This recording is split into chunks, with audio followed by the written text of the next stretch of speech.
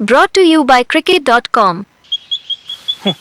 मेरी ऐप में तो मस्त बोनस मिलती है। Register and get 2500 welcome bonus. खेलो असली fantasy on cricket.com। Download cricket.com now. खेल में आदत लगना या आर्थिक जोखिम संभव है, जिम्मेदारी से खेलें।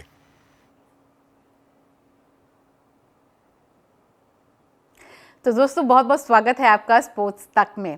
आपको याद होगा सनराइजर्स हैदराबाद और लखनऊ सुपर जायंट्स का वो मैच जहां मैच के बाद संजीव गोयनका और केएल राहुल के बीच में जो है एक वीडियो आई थी और उसको लेकर काफ़ी ज़्यादा बवाल मचा था, जहां संजीव गोयनका काफ़ी ज़्यादा एनिमेटेड नज़र आ रहे थे और डांटते नज़र आ रहे थे एक लखनऊ सुपर जायंट्स के कप्तान को। आप मेरे पीछे एक फ़ोटो देख सकते हैं। मैं अपने प्रोड्यूसर को रिक्वेस्ट करूँगी कि ये फ़ोटो जो है दिखा दे एक बार कि किस तरह से संजीव गोयनका जो है लखनऊ सुपर जायंट्स के ओनर नाराज़ नज़र आ रहे थे केएल राहुल के साथ और किस तरह से उन्होंने उनसे बात की थी। उसके बाद इंडियन एक्सप्रेस ने एक खबर भी निकाली थी। उस खबर के हिसाब से क्या जो है पॉसिबिलिटी बात हुई थी इन दोनों के बीच में। कहा जा रहा था इस रिपोर्ट के मुताबिक कि खुश नहीं थे संजीव गोयनका जिस तरह से लखनऊ सुपर जायंट्स ने बल्लेबाजी की थी हैदराबाद के उस पिच पर। उनकी बल्लेबाजी, उनके स्टाइल ऑफ प्ले को लेकर, उनके इंटेंट को लेकर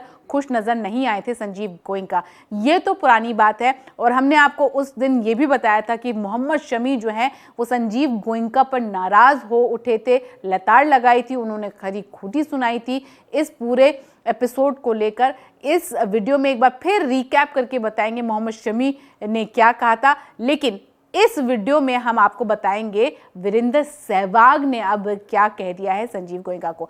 लेकिन आइए चलते हैं, सबसे पहले शमी को लेकर बात करते हैं। शमी ने क्या कहा था उस दिन जब ये पूरा एपिसोड हुआ था, तो संजीव गोयनका को लेकर उन्होंने कहा था खिलाड़ियों का सम्मान होता है और आप भी एक सम्मानित व्यक्ति हैं क्योंकि आप एक मालिक हैं।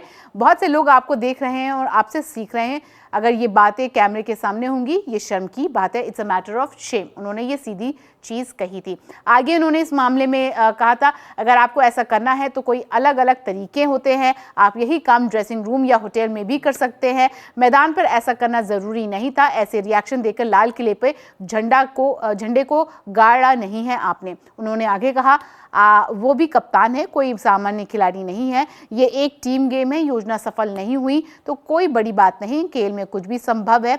मैं समझता हूं कि अच्छे या बुरे दिन हो सकते हैं लेकिन हर खिलाड़ी का सम्मान होता है और बात करने का एक तरीका होता है, इससे बहुत गलत संदेश जाता है, ऐसा मोहम्मद शमी ने कहा था। इसके बाद वीरेंद्र सहवाग भी अब काफ़ी ज़्यादा नाराज़ होते नजर आए हैं संजीव गोयनका के ऊपर और उन्होंने एडवाइस दिया है कि भाई ऐसी चीज़ें नहीं होनी चाहिए, आपको प्लेयर्स को प्रेस कॉन्फ्रेंस में या ड्रेसिंग रूम में मिलना चाहिए, वो भी केवल और केवल मोटिवेट करने के लिए। बिजनेसमैन जैसे संजीव गोयनका जैसे बिजनेसमैन जो हैं उनके लिए सिर्फ प्रॉफिट और लॉस मैटर करता है, लेकिन यहाँ पर इर्रिस्पेक्टिव जो है वो सिर्फ रिजल्ट से कंसर्न करते हैं। लेकिन यहाँ पर भी अगर आप हारते हैं या जीतते हैं आपको यहाँ पर सिर्फ और सिर्फ प्रॉफिट होता है। तो एग्जैक्टली क्या कहा है वीरेंद्र सहवाग ने इस पूरे मामले को लेकर, आइए जानते हैं। उन्होंने कहा मालिक का रोल इतना ही होना चाहिए कि जब वो ड्रेसिंग रूम या प्रेस मीट के दौरान प्लेयर्स मिले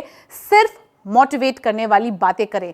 जैसे मैंने आपको कहा कि उनका सिर्फ एम होना चाहिए कि वो प्लेयर्स को किस तरह से मोटिवेट करे और मिले तो मिले सिर्फ प्रेस मीट या ड्रेसिंग रूम में। लेकिन अगर मालिक आता है और कहता है क्या चल रहा है, क्या समस्या है, और आगे उन्होंने कहा कि या फिर वो मैनेजमेंट के किसी व्यक्ति को पकड़कर किसी खास प्लेयर के बारे में सवाल उठाना शुरू कर देता है तो ठीक नहीं है। देखिए कोच और कप्तान टीम को चलाते हैं, इसलिए इन मालिकों के लिए बेहतर होगा कि वो प्लेयर से ना उलझे और ना ही गुस्सा करे।